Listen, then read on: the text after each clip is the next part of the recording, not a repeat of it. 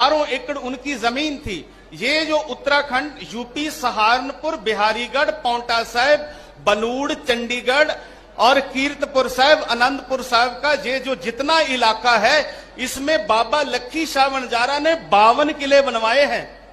कितने किले बनवाए हैं? 52 किले बनवाए हैं। और इन्हीं ही किलों में बाबा बंदा सिंह बहादुर जो राजपूत थे, उन्होंने खालसा राज स्टैब्लिश किया और पहली लोहगढ़ का किला जो बाबा लखी शाह वनजारा ने बनवाया था, वही सिख कौम की राजधानी पहली बनी थी।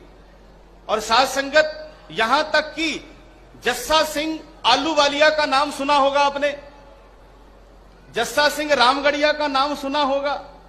क्या ये बड़ी बड़ी जो मिसले के सरदार हुए हैं, इन सबको नहीं पता होगा कि लखी शाह वनजारा कौन है?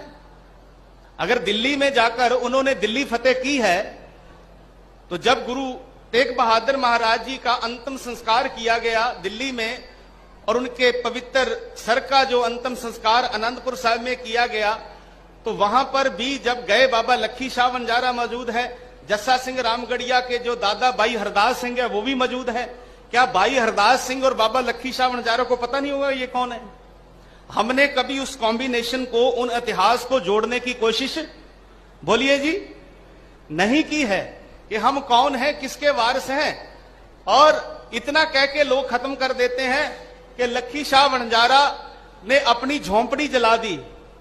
एक गुरु तेग बहादुर जी का अंतिम जब शरीर पवित्र का संस्कार किया गया और लखी शाह वनजारा ने अपनी झोंपड़ी जला दी, और वो लखी शाह वनजारा जिसके पास 3 लाख लोग नौकरी करते, वो झोपड़ी नहीं हो सकती, वो झोपड़ी नहीं हो सकती।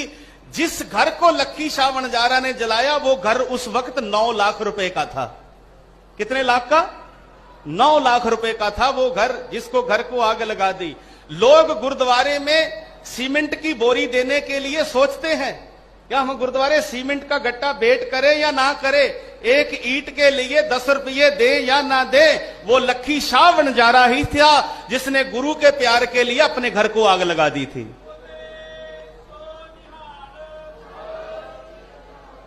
तो साध संगत, लोगों ने कहा, देखो लखी शाह वनजारा का घर जल गया है, उसके घर को आग लग गई है, लखी शाह वनजारे का घर सुबह होते ही राख बन जाएगा। लेकिन लोगों को नहीं पता, लखी शाह वनजारा का घर नहीं जला, यहां पर ऐसा घर बनेगा जहां दुनिया मस्तक होकर गुरु दरबार में माथा टेकने के लिए आया करेगी।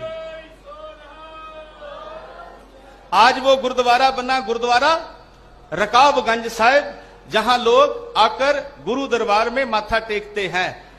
और सभी एक बार प्यार से बोलिए, सतनाम श्री। मैं पंजाबी में बोलूंगा और आप हिंदी में ट्रांसलेशन कर लेना।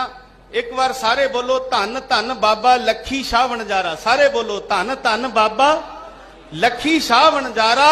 ओ जिन्ने गुरु घर लई सारिया परिवार सारा, जिन्ने गुरु घर लई सारिया परिवार सारा। बाबा लखी शाह वनजारा के 7 पुत्र सिख कौम के लिए शहीद हुए हैं। कितने पुत्र? 7 पुत्र, 17 पोतरे। मैं हर जगह पे बोल रहा हूं, लोग कहते हैं वही कथा रिपीट कर रहे हैं, लेकिन पता ही नहीं है।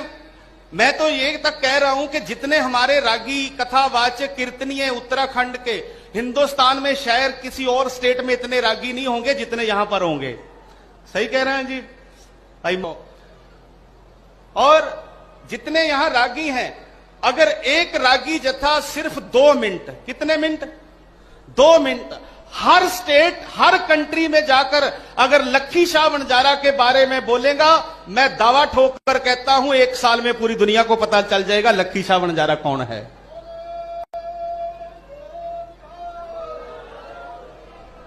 सच बोलने के लिए जिगरा होना चाहिए, सच बोलने के लिए जिगरा होना चाहिए, तलवे चाटने के लिए तो एक अजीब ही काफी है। सच को मिटाओगे मिट जाओगे जहान से, डरता नहीं अकाल किसे शहनशाह की शान से, कूड़ निखुट्टे नानका ओढ़क सच रही। सच जो होता है वो पैदा हो जाता है। तो साध संगत, बाबा लखी शाह वनजारा वो है जिसके 7 पुत्रों ने अमृत छका हुआ था, जिनके 17 पोत्रों ने अमृत छका, जिनके 24 पड़पोतों ने अमृत छका हुआ था। अगर बाबा लखी शाह वनजारा के बच्चे अमृत छक सकते हैं तो हम क्यों, बोलिए जी, नहीं छक सकते हैं। हमें पता, उनके बच्चों के केस थे, पगड़ी बांधते थे, और हम क्यों नहीं बांध सकते हैं?